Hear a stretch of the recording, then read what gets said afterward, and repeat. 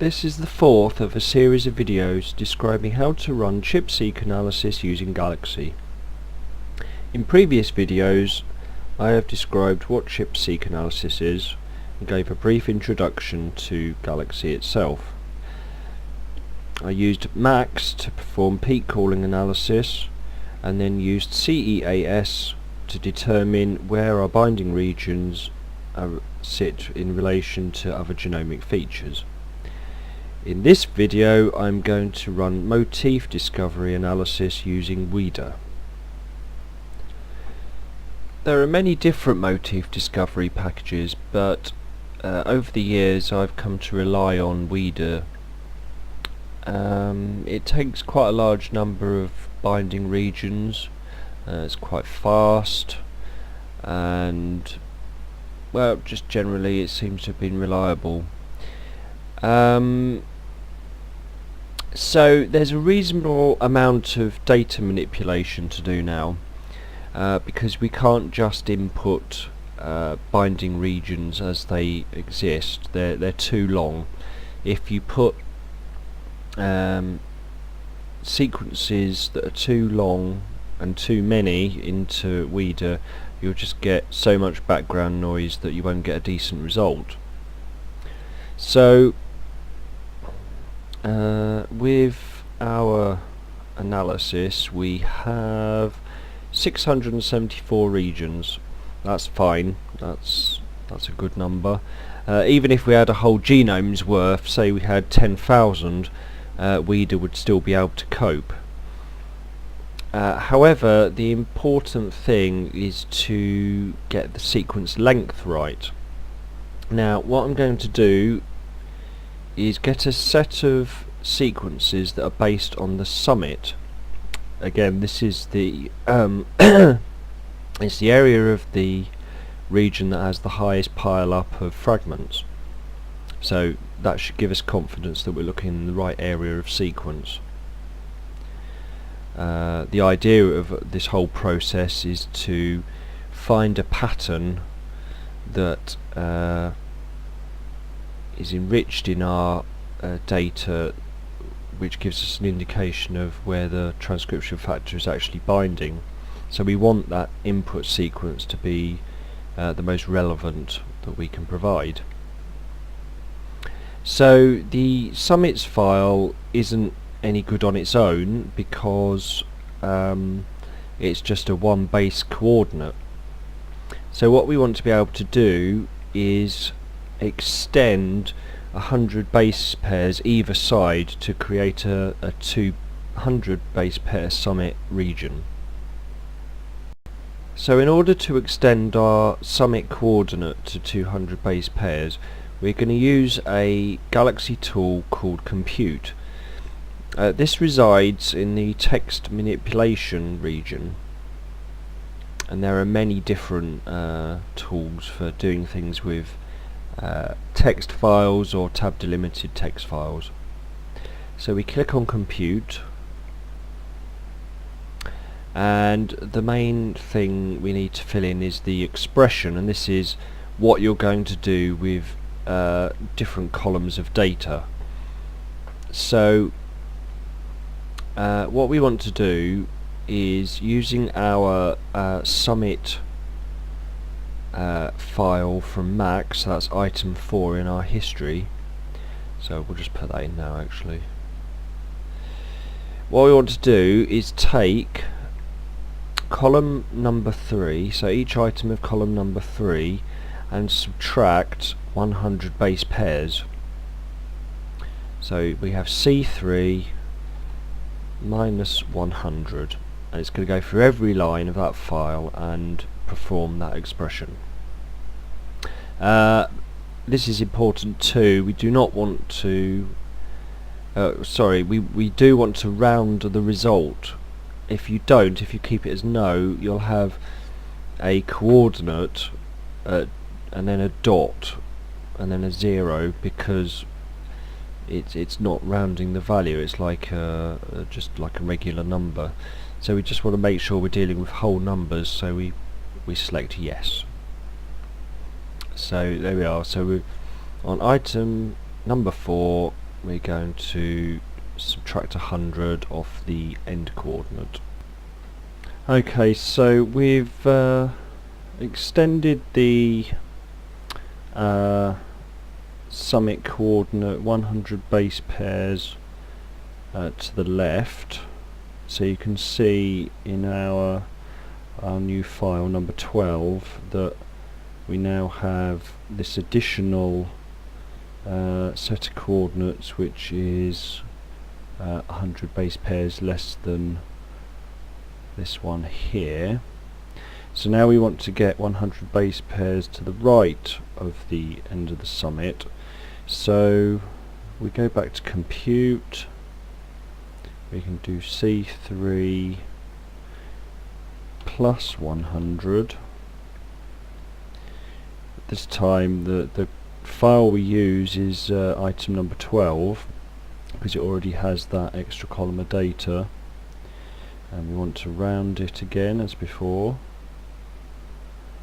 So C3 plus 100, item 12, round result yes. So we do execute again.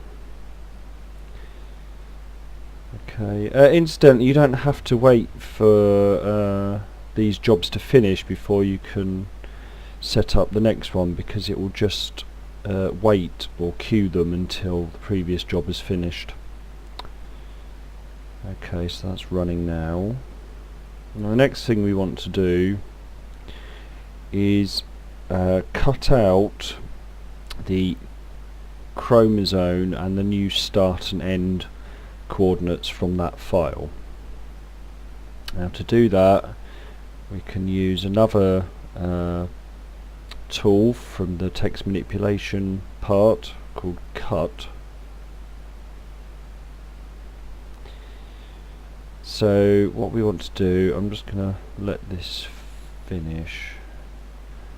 Okay, I just want to use this as a guide. So we want to cut out chromosome, which is column 1, and the new start and end, which is column 6 and 7. So yes, 1, 2, 3, 4, 5, 6, 7. For some reason it's decided to call this strand, presumably because it thinks this is the bed file and this is where strand would sit, but this is part of the reason why we're cutting out the columns we want, and you'll see why at a later stage. So we want to cut out column 1, column 6 and column 7. It's tab delimited by default, that's good, from item number 13. Again, that's what we want. So we do execute to make that run.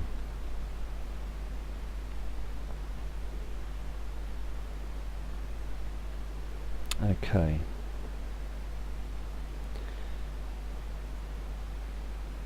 Let's just wait for that to finish, and then we can see the result of our cut.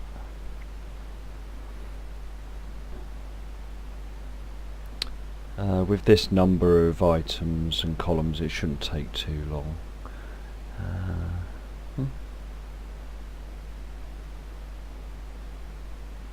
Okay, so now we have a file that has chromosome start end, and these are 200 base pairs.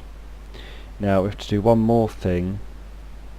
We have to turn this into what's called an interval file. So by default, Cut has made a tabular file, but this won't work down in the downstream process. So we just go to the pencil, go to data type, and turn this into interval. Just type interval. You can either select it or just press return. So we'll save that.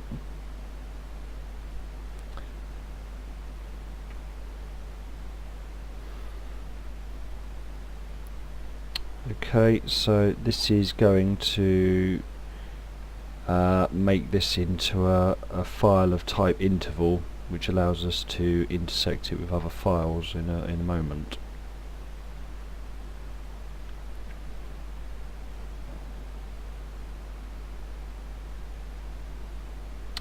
Okay, so the next thing we want to do is, well, now that we have our summit regions, we want to be able to extract those summit regions that belong to regions that are significant by some criteria. And as I mentioned before, I like to use those regions that have an FDR of less than 10% and a fold enrichment of 10 or greater. So to do this, I'm going to use another tool, this time not in text manipulation but in filter and sort. And I want to use filter. Okay, so what I'm going to do is filter based on the criteria I just described using the peaks interval file. This is the file that had all the different statistical columns in it. So that is number 5. And I want to select the column which contains the false discovery rate information, which is column number 9, the last column. So I want to put in the expression which is column 9 is less than 10. So this will work through every single line of column 10 in our interval file. So let's just run that.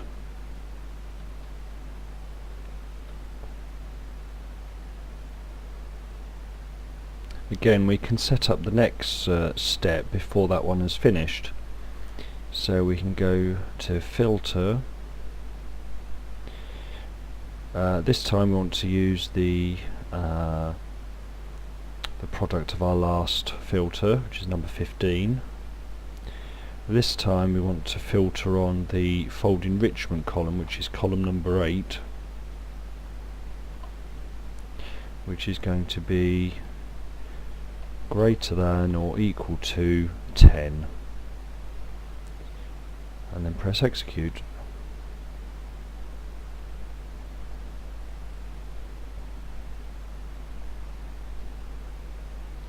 So what we're going to end up with are two files that we can use.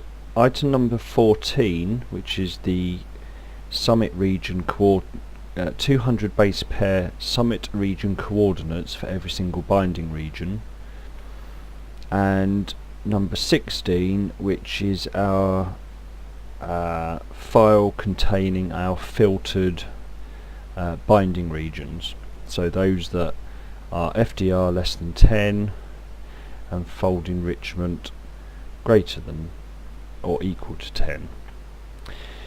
So we have these two files here. So what we want are 200 base pair summit region coordinates that are significant based on our criteria. To do this, we can use the intersect tool, which lives in the operate on genomic intervals category. We can select intersect. Now this is why I wanted to change the file type for cut to become an interval, because you can only compare two files of type interval or bed together. So we want to return overlapping intervals of the file containing our summit region coordinates, number 14, that intersect with our significant binding regions, number 16, for at least one base pair. You can change this if you want to say, well, I want at least 10 base pair overlap or 100 base pair overlap. In this case, they just need to overlap by one.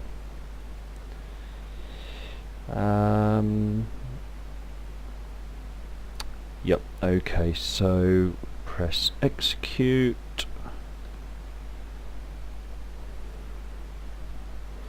Okay, so we're getting there. So you may have noticed that there are only 65 regions of the 600 odd regions that fulfill our criteria, so these are the best of the best. So what's going to appear in here, number 17, is going to be 65 200 base pair regions, which are going to be used in our peak call, in our motif discovery analysis. Now, of course, what's going to be in number 17 is a list of genome coordinates, which is no use to our motif discovery program. We need to have sequences. But Galaxy comes to our aid again. There is a section called Fetch Sequences, where we can extract genomic DNA based on a set of coordinates we give it. So let's click on that. Okay, we'll check our item number 17. Again, 65 regions, and these are 200 base pair coordinates. So we're going to extract the sequence belonging to those coordinates. So that's item number 17. These things you can leave as they are, and we want to output the sequence in a format called FASTA, and press execute.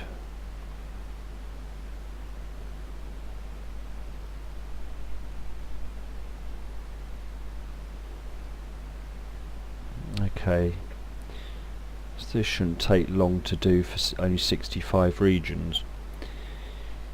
So that was quite long-winded, but hopefully you'll see why we selected those shorter sequences in significant regions of why we've selected short sequences that belong to significant binding regions. This is all to do with getting the best set possible for motif discovery analysis.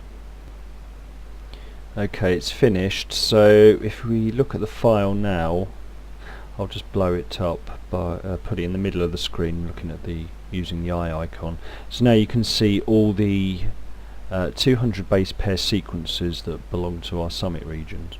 So this is the input which is needed for the WIDA motif discovery program.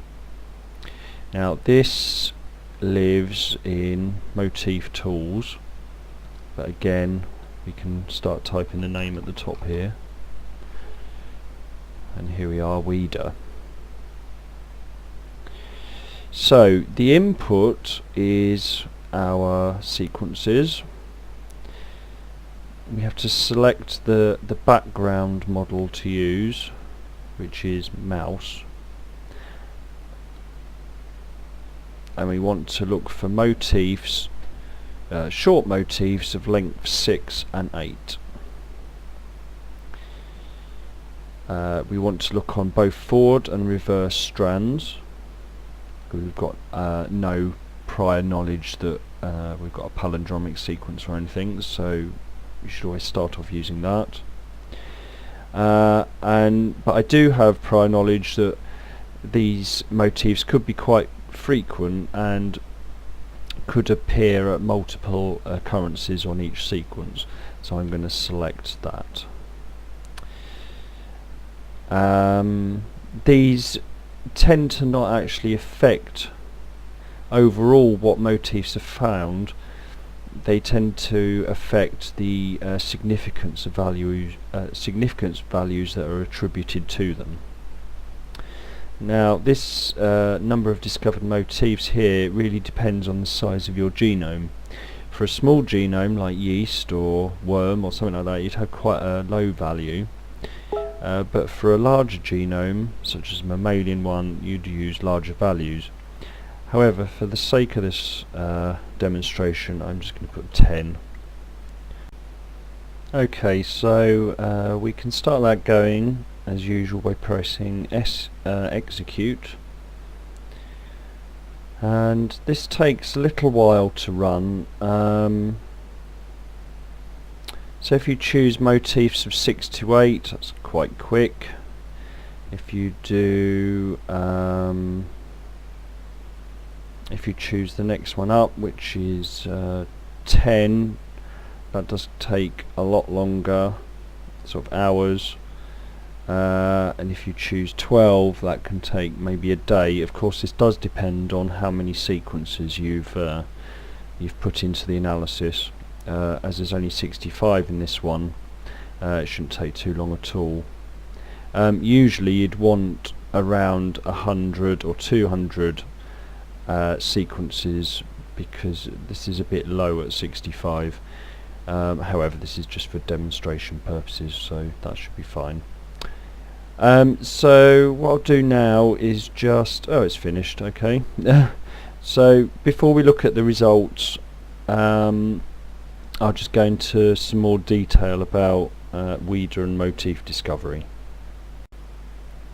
So the purpose of motif discovery, and Weeder in this case, is to identify DNA sequences or short patterns, also known as motifs, that are bound by a transcription factor or other DNA binding protein. Now the thing is you expect to find a pattern for your transcription factor. I mean, you may already expect a particular pattern if it's a well-known factor. However, it may be a factor that nobody knows what the binding site's for, in which case you'd use this tool to find out what that pattern is. Now also, you may find patterns in addition to the one you're expecting. Now this is because transcription factors rarely bind on their own. They usually bind in cooperation with other factors. So what you may find is a dominant pattern for your factor, but another pattern for another transcription factor that is helping it regulate its downstream targets. So this is another use of motif discovery. Now with Weeder, what we've done is we've provided a defined set of regions based on high quality binding regions of 200 base pairs centered on the summit. So what Weeder does, depending on our parameters, is to look for 6 mers, 8 mers, 10 mers or 12 mers with different numbers of mismatches. So it counts up all these different oligos and it stores them away, and that's the set that goes with our input. However, it's also knows what the species specific frequencies are for our genome, because previously, and this is supplied with the program, there's been a scan of the genome within, I think, 1 kilobase upstream of annotated genes, and they've enumerated what the the observed frequencies are for that genome. So when we've scanned our sequences, the program is able to identify those patterns or motifs that are present greater than expected given the genome frequencies. So the output is a set of matrices. In particular, they're called nucleotide frequency matrices. They're a grid of numbers that show along a set of positions what the frequency of different nucleotides are. Now there are two sets. There's all occurrences and best occurrences. Now the all occurrences are all matches to the significant oligos that we search for. So in our case, 6 and 8 mers. Now when it's got all these different matches, and it's made matrices, it then rescans the input sequences and finds the best occurrences which have a match of greater than 90%. So the all occurrences is like I suppose a sort of dirtier sample. Well, in my opinion, I always tend to use the best occurrences because I think it's a much cleaner representation of the result. Now, once you have the matrices, the program itself doesn't tell you what they are. You need to use other databases to see what the patterns look like, and there are two excellent tools called Stamp and TomTom. Now at the moment the output of Weeder, you can directly copy and paste the matrices in the output into Stamp, and it will tell you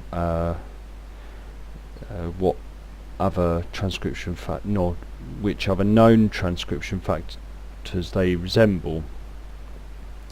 With TomTom at the moment you have to copy and paste one matrix at a time into that, but there's differences between the two sets of tools in the transcription factor databases they interrogate.